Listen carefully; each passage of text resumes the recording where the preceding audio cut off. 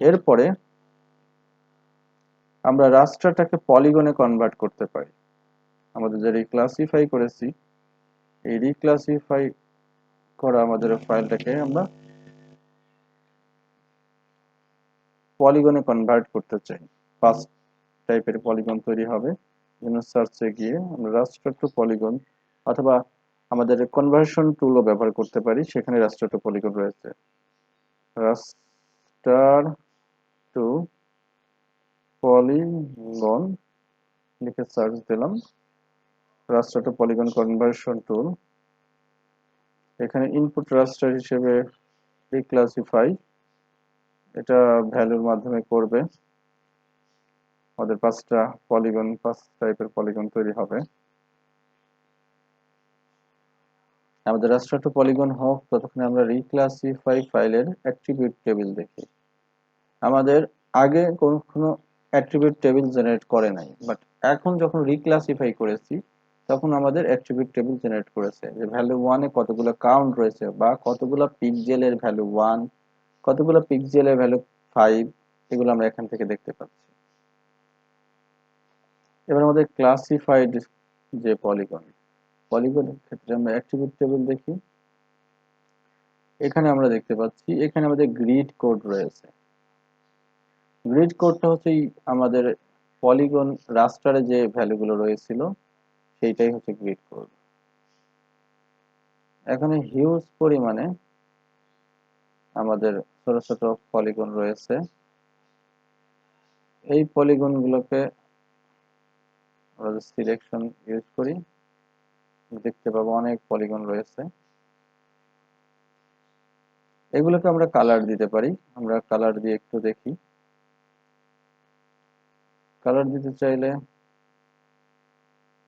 আমরা বিভিন্ন কালার দিতে পারি। এখান থেকে ফিল কালার, সাপোজ লুইস, বাট আমাদের আউটলাইনটাকে 0 করে দিলাম।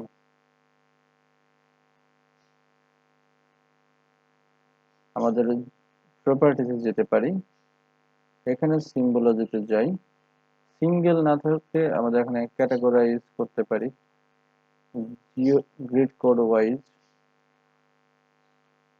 অ্যাড অল ভ্যালু, সকল ভ্যালু অ্যাড হয়ে গিয়েছে। এবার আমাদের বিভিন্ন কালার তৈরি হয়েছে। যদি এইটা আমাদের দেখাতে সময় লাগবে গ্রিড কোড অনুসারে, আমরা যে বাইরের আউটলাইন রয়েছে, আউটলাইন উইডথকে 0 করে দেই, তাহলে আমাদের এক্সট্রা আউটলাইন গুলো চলে যাবে। কালার গুলো বুঝতে আমাদের জন্য সুবিধা হবে। আমাদের 5টার জন্য করে দিয়েছি। এখন আমাদের এক্সট্রা কোনো আউটলাইন নেই। এবার আমাদের অতিরিক্ত পলিগন রয়েছে একই গ্রেডের জন্য, সেটাকে আমরা ডিজলভ করে দিতে পারি। জিও প্রসেসিং এ গিয়ে ডিজলভ টুলটা ব্যবহার করব। ইনপুট পিএসআর রাস্টার ক্লাস ডিজলভ করে জিও কোডের ভিত্তিতে অ্যাপ্লাই করে দিলাম। নতুন পলিগন আমাদের তৈরি হবে। আমরা যদি নতুন পলিগনে যাই, অ্যাট্রিবিউট টেবিল, একটু অপেক্ষা করতে হচ্ছে। হ্যাঁ, আমাদের অ্যাট্রিবিউট টেবিলে 3টা রয়েছে। এর কারণ হচ্ছে আমাদের সিলেক্ট করে নিয়েছে, আমাদের সিলেকশনের কারণে এই সমস্যাটা হয়েছে।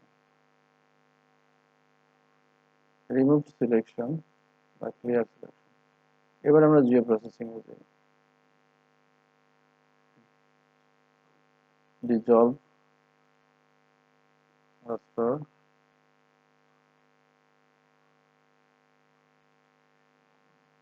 একটু অপেক্ষা করি আমাদের নতুন ডিজলভ ফাইলটা জেনারেট হওয়ার জন্য। আমাদের নতুন ফাইলটা জেনারেট হয়ে যাবে কিছুক্ষণের মধ্যেই। এবার আমরা অ্যাট্রিবিউট টেবিলে যাই, একটু সময় নিচ্ছে অ্যাট্রিবিউট টেবিল জেনারেট হতে। যে আমাদের গ্রিড কোড 1 থেকে 5টা পর্যন্ত 5টা গ্রিড কোডের জন্য জাস্ট 5টা পলিগন তৈরি হয়েছে। অনেকগুলো পলিগন, বাট একটা গ্রিড কোডের আন্ডারে।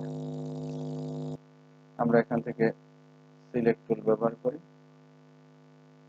তাহলে আমরা সহজেই দেখতে পাচ্ছি এখানে একটা রয়েছে, এগুলো আমরা কালার চেঞ্জ করে আগের মতো ওই কালার কম্বিনেশন সিম্বলজি দিয়ে চেঞ্জ করতে পারি। যাই হোক, আমাদের ডিজিটাল এলিভেশন ডেটা বা ডেম এর বেসিক কিছু ধারণা আমরা শিখলাম, যে কিভাবে কি করতে হয়।